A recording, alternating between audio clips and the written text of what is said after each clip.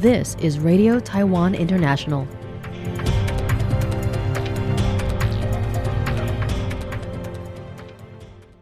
Welcome to the news on Radio Taiwan International. I'm Michelle Chang, coming to you from Taipei, Taiwan.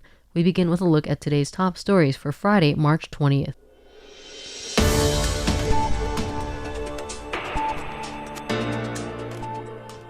Taiwan must strengthen defense despite U.S. intelligence predictions, according to the presidential office.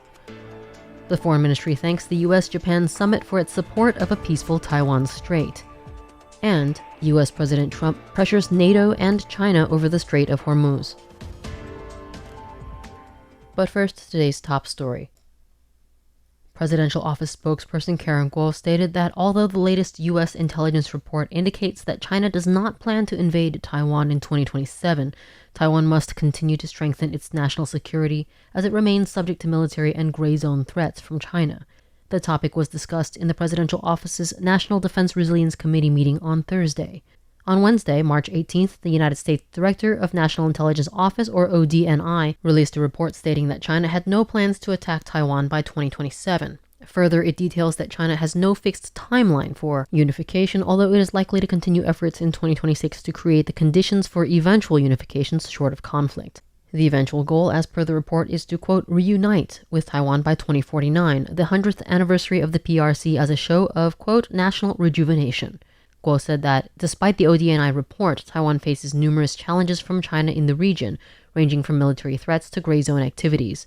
Therefore, strengthening national defense autonomy, building out asymmetric warfare capabilities, and enhancing overall readiness are critical goals for Taiwan in both geopolitical and supply chain security. Taiwan will continue to work with like-minded allies to maintain peace and stability in the Taiwan Strait and Indo-Pacific under the principle of peace through strength.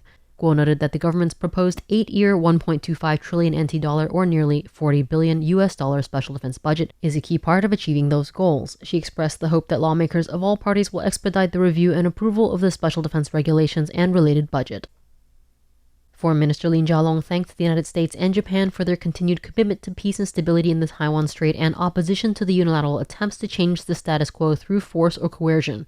He reiterated that Taiwan will continue to work with like-minded partners to maintain the status quo.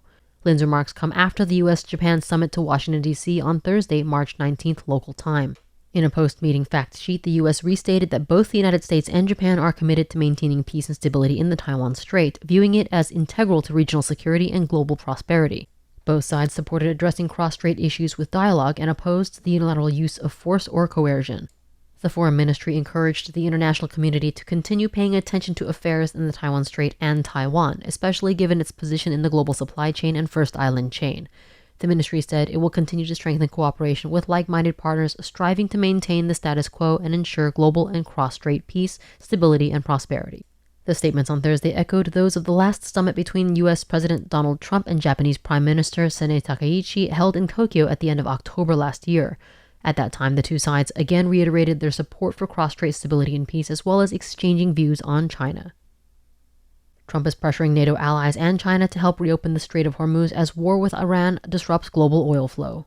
U.S. and Chinese officials met in Paris for economic and trade talks, widely seen as paving the way for a possible summit between President Donald Trump and Chinese leader Xi Jinping. But the escalating war with Iran and mounting disruption in the Strait of Hormuz are reshaping those plans. In an interview with the Financial Times, Trump warned that NATO faces a, quote, very bad future if allies refuse to help reopen the strategic waterway, which has been effectively obstructed since U.S. and Israeli strikes on Iranian targets more than 2 weeks ago.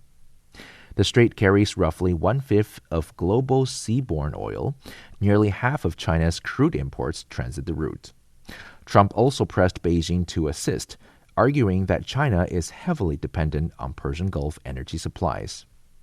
Speaking at the White House on March 16, Trump said he has asked China to delay his planned summit with Xi by about a month, citing the ongoing conflict with Iran. Analysts say the Middle East crisis is now affecting Washington's diplomatic calendar and injecting uncertainty into high-level U.S.-China engagement. According to CNA, Taiwan's state-run central news agency, military analyst and commentator Song Zhongping said Beijing is unlikely to join a U.S.-led naval escort mission, emphasizing China's long-standing preference for political and diplomatic solutions. Nanyang Technological University Public Policy and Global Affairs Associate Professor Dylan Luo said China appears to be maintaining a cautious stance, criticizing strikes on Iran while avoiding direct confrontation with Washington. Trump's call for Allied and Chinese participation underscores how quickly the Hormuz crisis has become a global test of alliance politics and a new pressure point in U.S.-China relations. Joey Chow for RTI News. The Foundation of Medical Professionals Alliance in Taiwan, or MPAT, along with 6 Taiwanese companies, attended the 25th Congress of the Japanese Society for Regenerative Medicine, or JSRM, in Kobe this week. The national team made its debut on the international stage, showcasing Taiwan's integrated strengths in cell therapy, gene and cell therapy, iPSC drug screening, and automated cell manufacturing to the medical community, industry, and investors.